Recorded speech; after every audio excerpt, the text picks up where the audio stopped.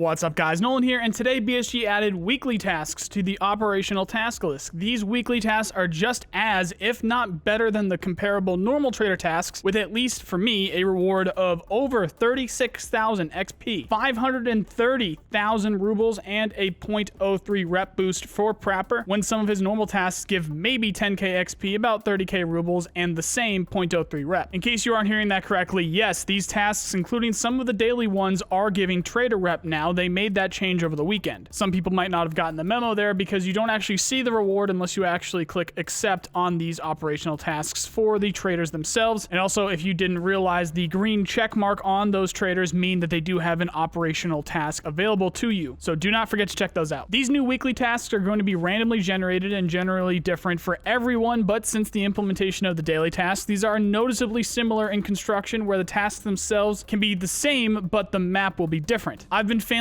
all of my tasks on purpose, actually, to see what they look like, and these rewards are still pretty good for even the most simple tasks, such as surviving 2 interchange raids or just killing a few scavs. So even if you're not the best PMC in the world, you're still going to be getting something good for these operational tasks. If you're lucky, you can match up a couple of them, like this weekly task I need to kill scavs from a distance of at least 50 meters, and for one of my dailies, I need to use a Vepr Hunter to kill scavs, just period. So if I jump on woods or shoreline, because neither of these tasks have a specific map requirement, and I get lucky with spawns, I could be looking at a cool 45,000 plus XP and over 600k rubles, and a big chunk of trader rep just for killing some scavs. Neither of these require survival, so as long as I can get a few raids in within 24 hours, I will complete it, and I could have the very same kind of thing pop up next week, or if we were talking about 2 daily tasks here, I could even get the same thing tomorrow. These new tasks really help to add to the experience of the grind and helps diversify your in-raid goals quite a bit. I'm wondering how these will affect the leveling process next wipe though, as these rewards seem pretty good right now, but it's late into a wipe. Rewards like these hopefully won't come around too